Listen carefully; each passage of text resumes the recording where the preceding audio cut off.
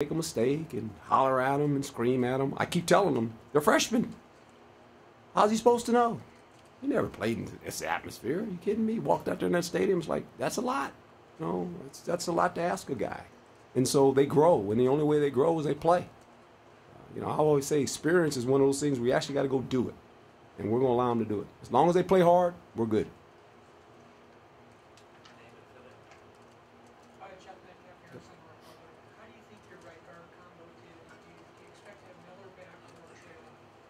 We expect to have both of them back.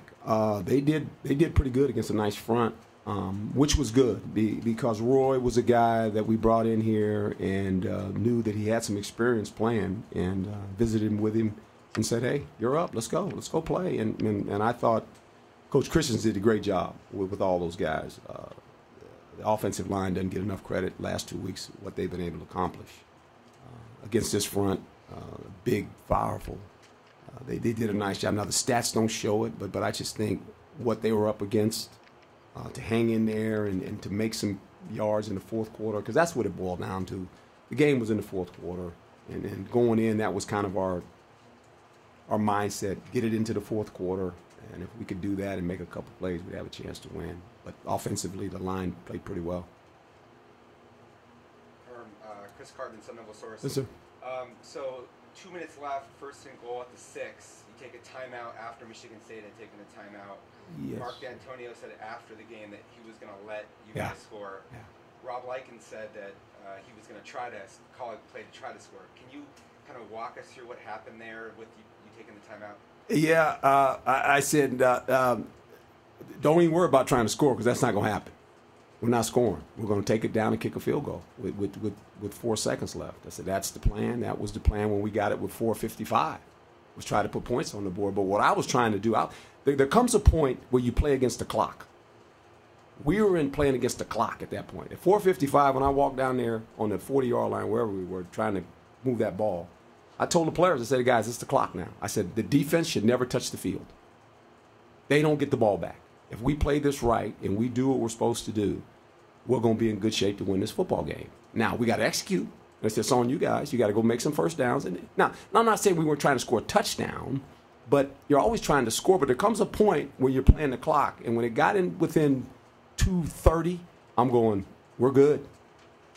We're good. Just keep moving. And I told him, I said, we don't have to score. And then when we call the timeout, I told Coach Likens, he's got all these plays. I said, no, you know what the best play is? Victory. Just go take a knee now. I said, because they're going to let us score. I mean, that's why they called the timeout, because that's what I would have done. I would have told my defense the same thing. Let them score. So we can maybe possess the ball and go down at the end and score, and then maybe go for 2 points to win. Now, that would be the hard one, because then all of a sudden you're on the road, and if that happened, they're on the road, what do? Do you kick it and go overtime, or do you go for 2 points? That's the next decision you got to make as a coach. I'm hoping I don't have to make that one too many times. That's a tough one, but you know. Just to follow up on that, so many NFL games come down to the last minute. Yeah. How much all those experiences, affect your decision making? Well, they affect you in experience of doing it. A lot of people say I was away from football, but I wasn't away from football. I just didn't have a team to coach. But when I watch a football game, I don't watch it as a fan. I watch it as a coach. And I'm actually coaching the game. You know how many games I actually coached when I was in Bristol? Watching them. And I'm watching every situation. I'm looking at coverage. I'm looking at the front. I'm looking at what they're trying to do. And I'm looking at that when I watch the game. I don't just watch the game. Oh, I know those guys. No. I'm actually coaching the game. And I'm coaching situations. And that's all I've done for the last 9 years, as I watch television. Because I got to come on television and report what I've just watched. Most people watch the ball when they watch a game. I never watch the ball. I know what's going to happen. He's going to hike it. That's the only way the play starts. So why should I watch the ball? I don't watch the ball. I watch everything else but the football. So when I watch games, I was coaching those games. Now, there was no score. There was no right or wrong for me. But you experience that as you watch football games. Like, when you watch tape, you're coaching the game. You're coaching situations in the game, and you're watching the score. You understand the timeouts. You understand the situation, and you go, okay, these are some of the thoughts. If I was coaching, this is what I would do. So it was very I was calm. I wouldn't. Hey, here's the deal. We're good. You know, now the players will look at you now. To their credit, Tuesdays, Wednesdays, and Thursdays, we show scenarios of teams that have done something last Saturday that it didn't work out well, or we show teams that where it did work out well, and we show it, and I go through it, play by play, clock running. Here's a situation. If this happens, we run out of timeouts. We know 15 seconds is the cutoff for us to run out there and kick a field goal. We know. We practiced it day before yesterday. 15 seconds, boys. Here we go. And make sure you don't run into somebody when you're running on, right? So all those things are practice. I mean, we practice on all that stuff. It's not haphazard. It's not. You got to practice it. That's what we do. Coach, Chris Gleason, WCSN. You talked about after the MSU game that you guys never practiced in the dome. You're always outside, no matter how hot it is. With the hindsight of the first two games, what impact do you think that's had on your team's mentality and how much you think it helped? I would hope it's helped us stamina-wise and mentally. I think when you fatigue, there comes a point to where you have to focus, and I think their focus is sharp, and it showed up in the fourth quarter. No fouls. Michigan State had 5 fouls, and there's a reason for that too. They were in a bad situation, traveling, playing a game that late. It's 12 o'clock at night in the fourth quarter now. That's hard. That's hard for anybody. But for us, we function because our time zone helped us. The heat helped us. All those. That's what you call home field advantage. Take advantage of it. Fans, home field advantage. Take advantage of it. But you got to play good to do it, right? And you got to get the game in those situations. We were fortunate enough to get this game in that situation. Doug Howler again. Yep. When you were in the NFL, did you have the same philosophy about playing the best guys when they were rookies? Or Ask Kansas City. Started 6 rookies.